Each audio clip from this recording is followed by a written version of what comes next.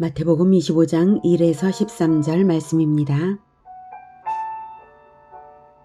25장.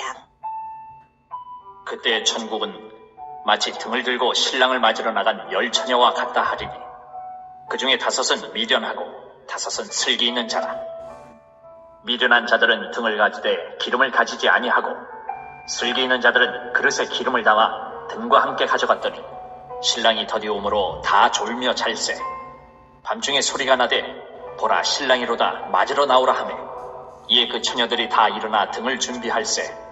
미련한 자들이 슬기 있는 자들에게 이르되 우리 등불이 꺼져가니 너희 기름을 좀 나눠달라 하거늘 슬기 있는 자들이 대답하여 이르되 우리와 너희가 쓰기에 다 부족할까 하노니 차라리 파는 자들에게 가서 너희 쓸 것을 사라 하니 그들이 사러 간 사이에 신랑이 오므로 준비하였던 자들은 함께 혼인잔치에 들어가고 문은 닫힌지라. 그 후에 남은 처녀들이 와서 이르되 주여 주여 우리에게 열어주소서. 대답하여 이르되 진실로 너희에게 이르노니 내가 너희를 알지 못하노라 하였느니라. 그런즉 깨어 있으라. 너희는 그날과 그때를 알지 못하느니라.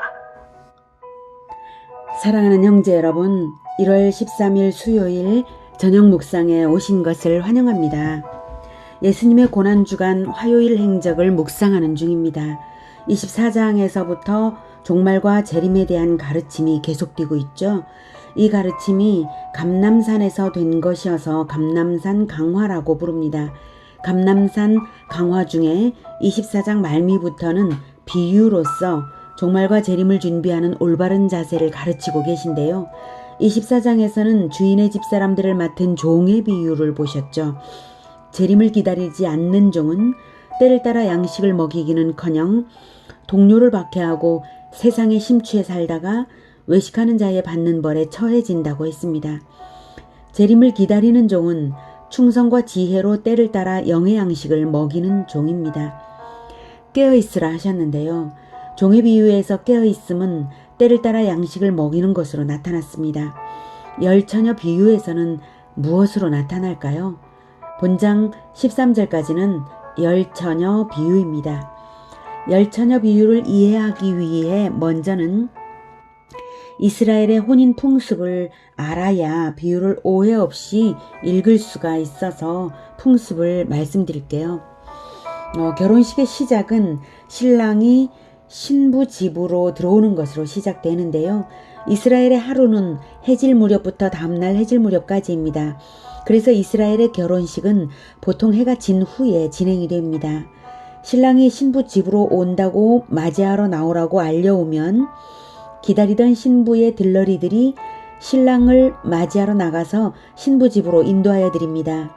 이때 신부의 들러리들은 보통 10명으로 구성되었고 하얀색의 옷을 입고 손에는 신랑 행렬을 비출 등을 들고 맞이하러 나가는데요. 등불이라기보다는 장대의 끝에 손뭉치를 달아서 불을 붙인 횃불입니다. 야외에서 바람에 꺼지지 않아야 하기 때문인데요. 등불이 아니라 횃불이므로 기름은 곧 고갈되어 버립니다. 그래서 때때로 심지에 기름을 부과해 줄 필요가 있습니다.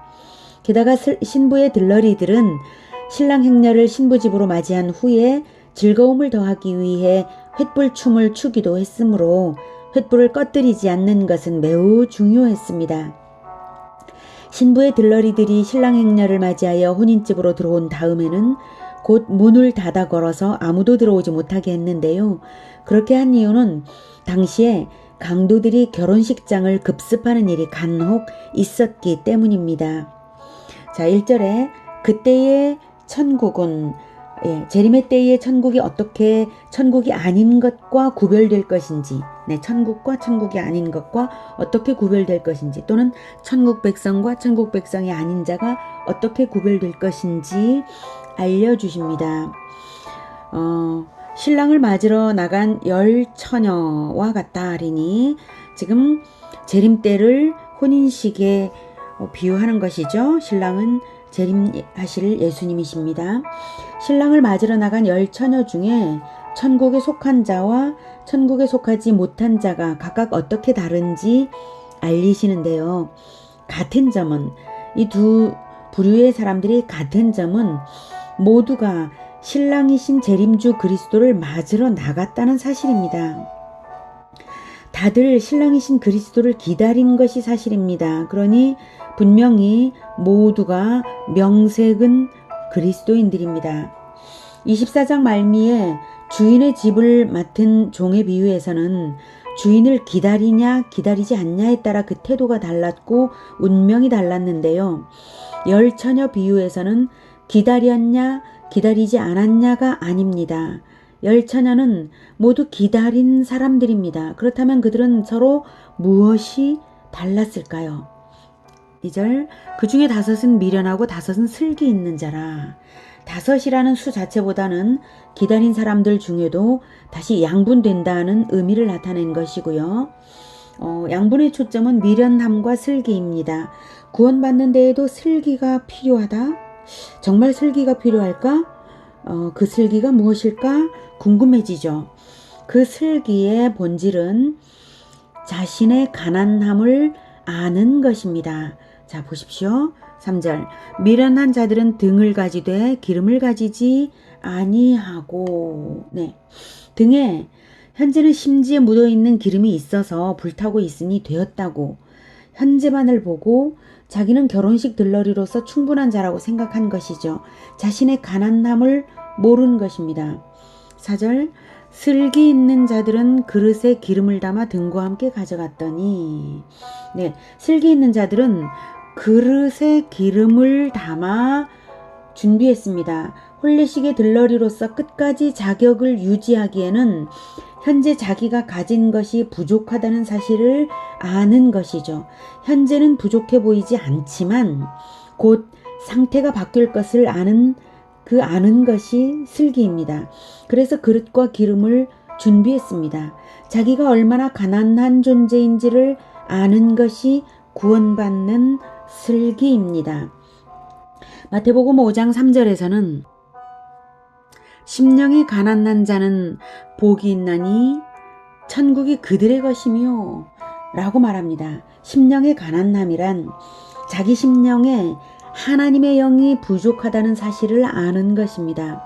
그래서 하나님의 영으로 채워달라고 하나님을 간절히 바라는 마음 상태, 늘 하나님과 연합하고자 갈구하는 마음, 그것이 바로 심령의 가난함입니다. 이 가난함이 있으면 하나님을 찾고 또 찾습니다.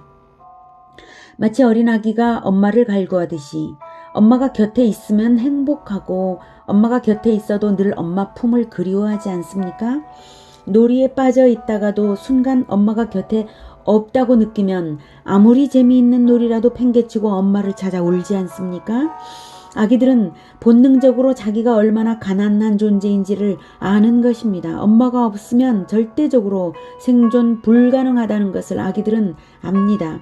아기는 자신을 보호하고 먹이고 자기를 만족되게 할 것이 스스로에게는 아무것도 없음을 알고 엄마에게 철저하게 연합되는 것입니다. 오직 엄마로만 만족되는 것이 아기입니다. 그처럼 자신에게 하나님이 부족하다는 갈증을 느낄 줄 아는 것이 천국 백성입니다. 그런 의미에서 슬기로운 5처녀가 준비한 기름그릇은 바로 가난한 심령입니다. 가난한 심령을 가졌기에 하나님께서 은혜로 늘 기름을 채워주시는 상태가 되는 것이죠. 구원받는 슬기는 바로 가난한 심령입니다. 이 가난한 심령, 하나님께서 채워주시는 절대적 가난이 구약 성경에 예표되어 있습니다. 기아 직전에 처해 있으면서도 하나님의 말씀을 믿어서 엘리야 선지자를 먹여 살린 사르밧 과부의 가로통과 기름병 사건입니다. 열왕기상 17장 15, 16절에 그가 가서 엘리야의 말대로 하였더니 그와 엘리야와 그의 식구가 여러 날 먹었으나 여호와께서 엘리야를 통하여 하신 말씀같이 통의 가루가 떨어지지 아니하고 병의 기름이 없어지지 아니하니라. 사르밧 과부는 당장 한 번 먹고 죽을 것밖에 없었습니다. 마지막 남은 그것을 하나님을 의지하여서 하나님의 은혜를 갈구하면서 엘리야와 나눈 것입니다. 그리고 그렇게 나누는 것이 한 번만이 아니라 계속 같이 거주하면서 여러 날 동안 그렇게 하였습니다. 그렇게 하는 동안 계속 기름이 떨어지지 않고 가루가 떨어지지 않은 것입니다. 하나님께서 가난한 심령에 날마다 새로운 은혜를 채워주시는 것을 이 예표로서 보여주시는 것입니다. 사르밧 과부의 가루통과 기름병처럼 우리 마음이 하나님으로 날마다 새롭게 채워져야 함을 가르치는 말씀인 것입니다. 구원받는 슬기는 바로 그것입니다. 자신의 심령의 가난함을 날마다 새로 발견하며 날마다 새로 은혜를 갈구하는 마음이 바로 슬기로운 처녀들의 기름 그릇입니다. 5절 신랑이 더디 옴으로 다 졸며 잘세. 여기서 졸며 잔 것은 깨어있으라 하신 의미의 영혼의 경성을 못했다는 의미가 아니라 여기서는 생리학적인 잠을 잘 수밖에 없을 만큼 신랑이 늦게 왔다는 뜻입니다. 그만큼 재림은 갑작스럽다는 뜻이죠. 6절 밤중에 소리가 나되 보라 신랑이로다 맞으러 나오라 하매 재림을 알리는 천사장의 외침이 있습니다. 데살로니가전서 4장 16절은 주께서 호령과 천사장의 소리와 하나님의 나팔 소리로 친히 하늘로부터 강림하시리니 그리스도 안에서 죽은 자들이 먼저 일어나고 이렇게 천사장의 소리가 있음을 알려주죠. 자, 이제 다시 7, 9절을 보겠습니다. 이에 그 처녀들이 다 일어나 등을 준비할세 미련한 자들이 슬기 있는 자들에게 이르되 우리 등불이 꺼져가니 너희 기름을 좀 나눠달라 하거늘 슬기 있는 자들이 대답하여 이르되 우리와 너희가 쓰기에 다 부족할까노니 차라리 파는 자들에게 가서 너희 쓸 것을 사라 하니. 자, 우리와 너희가 쓰기에 다 부족할까 한다는 것은 혼례식장에서 쓸 만큼의 절대량이 어느 정도인지 가늠할 만한 기준이 있을 것이라는 걸 짐작하게 합니다. 슬기 있는 자들은 자신의 가난함을 아는 자들이기에 그 절대량을 채워 가지는 것이 얼마나 중요한지를 압니다. 그리고 그 절대량을 가지고 있어야 하는 이유는 자기의 책무이기 때문에 아슬아슬한 분량을 가지고 생각 없이 이것을 나눠줄 수는 없는 일이죠. 사명이니까요. 사르밧 과부의 기름통처럼 성령을 채움받는 가난한 심령의 그릇이 그것이라고 의미 파악을 할 때에는 둘이 나눌 수 없다는 점은 더욱 이해되는 것입니다. 그것은 그릇처럼 개인에게만 고유한 소유가 되는 것입니다. 가난한 심령은 나눠줄 수 없는 것입니다. 성령은 나눠줄 수 없는 것이고 각 개인이 직접 하나님께 은혜를 날마다 새로 얻어야 하는 것입니다. 그러니 가난한 심령을 결코 잃지 말아야 하겠습니다. 10절 그들이 살아간 사이에 신랑이 오므로 준비하였던 자들은 함께 혼인잔치에 들어가고 문은 닫힌지라. 혼인집 문이 닫히고 준비된 자들만 자격이 합당했습니다. 11절 그 후에 남은 처녀들이 와서 이르되 주여 주여 우리에게 열어주소서. 남은 처녀들이 왔지만 그들은 이미 자격이 없습니다. 기름을 사지 못하였을 것은 충분히 짐작이 됩니다. 재림 후에야 성령이 충만할 사람이 어디 있겠습니까? 주여 주여 부르지만 그들의 주가 아닙니다. 그들은 자기가 인식을 했든 안 했든 주를 섬긴 것이 아니라 자기의 안일함과 자기 만족을 섬겨왔던 것이나 다를 바 없습니다.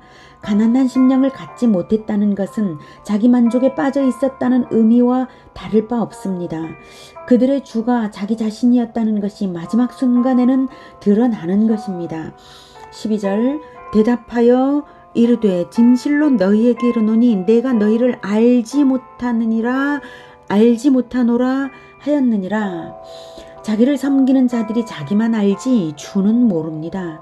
늘 자기 자신을 주님과 비교하는 마음이 있어야 가난한 심령으로 자기 자신과 주님과의 격차를 부끄러워하고 회개하면서 주님을 바짝 좇으려고 애쓰며 주를 아는 것입니다.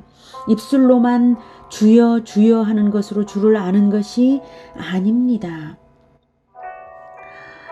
마태복음 7장 20에서 23절은 이러므로 그들의 열매로 그들을 알리라. 나더러 주여 주여 하는 자마다 다 천국에 들어갈 것이 아니요 다만 하늘에 계신 내 아버지의 뜻대로 행하는 자라야 들어가리라. 그날에 많은 사람이 나더러 이르되 주여 주여 우리가 주의 이름으로 선지자 노릇하며 주의 이름으로 귀신을 쫓아내며 주의 이름으로 많은 권능을 행하지 아니하였나이까 하리니 그때 내가 그들에게 밝히 말하되 내가 너희를 도무지 알지 못하니 불법을 행하는 자들아 내게서 떠나가라 하리라. 주님을 따르는 행함이 있는 자는 주님과 자신을 늘 비교하면서 주를 알고 따르는 것입니다. 행함이 있으면 주를 알고자 하게 되고 또 알게 되고 주를 알면 자기의 가난함을 늘 압니다. 자기의 가난함을 알면 은혜로만 살아가는 것임을 알아서 은혜를 갈구합니다. 자기 만족에 빠져 있을 수가 없습니다. 주의 이름으로 선지자 노릇 귀신 쫓아내며 많은 권능을 행한 것이 그들의 열매가 아니라 주님으로부터 얻은 자원인 것이죠. 그것들은 얻은 자원으로 무슨 열매를 남겼냐가 중요한 것이지 받은 자원이 자기 열매는 아니죠. 설령 자원이 자기 것이라 해도 자기 만족을 자랑하는 꼴이네요. 가난한 심령이 없으므로 자기를 근거로 구원받을 자격을 주장하는 것입니다. 그들은 진정으로 주님과 교제한 적이 없는 것입니다. 언제 우리가 우리 자격으로 구원받습니까? 그렇지 않습니다. 그래서 그들 안에 주님이 전혀 없으므로 밝히 말하되 내가 너희를 도무지 알지 못하니 불법을 행하는 자들아 내게서 떠나가라 하시는 것입니다. 진정으로 주님을 따르는 행함이 있어야 자기의 가난함을 발견하는 눈이 있고 주님을 갈망하며 주님과 연합하는 것입니다. 이제 마태복음 25장 11, 13절을 다시 보겠습니다. 그 후에 남은 처녀들이 와서 이르되 주여 주여 우리에게 열어주소서. 대답하여 이르되 진실로 너희에게 이르노니 내가 너희를 알지 못하노라 하였느니라. 그런즉 깨어있으라. 너희는 그날과 그때를 알지 못하느니라. 깨어있으라 강조하시죠. 종의 비유에서 깨어있음은 때를 따라 양식을 먹이는 것으로 나타났습니다. 열처녀 비유에서 깨어있음은 가난한 심령을 잃지 않음으로 말미암아 늘 성령을 체험받은 것으로 나타났습니다. 때를 따라 양식을 잘 먹이려 할 때 늘 성령으로 체험받지 못하면 가능하지 않습니다. 그날과 그때를 알지 못함으로 자기 사명에 끝까지 충성하는 마음, 끝까지 유지할 영적 자원이 자기에게 없다는 가난함을 깨달아서 은혜를 얻고자 간구하는 마음을 잃지 않는 것이 바로 깨어있는 것입니다. 예수님 오시는 그날까지 맡은 바 사명에 충성된 실천과 은혜를 날마다 새로이 간구하여 얻으시는 우리 모두가 되기를 축복합니다. 기도하겠습니다. 하나님, 오늘도 새로운 말씀으로 우리를 깨닫게 하여 주신 걸 감사합니다. 우리의 가난함을 깨닫게 하여 주신 걸 감사합니다. 그동안 우리가 얼마나 자기 자신을 만족히 여기며 교만하며 자기를 기준으로 구원받았노라고 자부했는지요. 참으로 악했습니다. 주님 불쌍히 여겨주시고 우리의 가난함을 돌아보아 주시옵소서.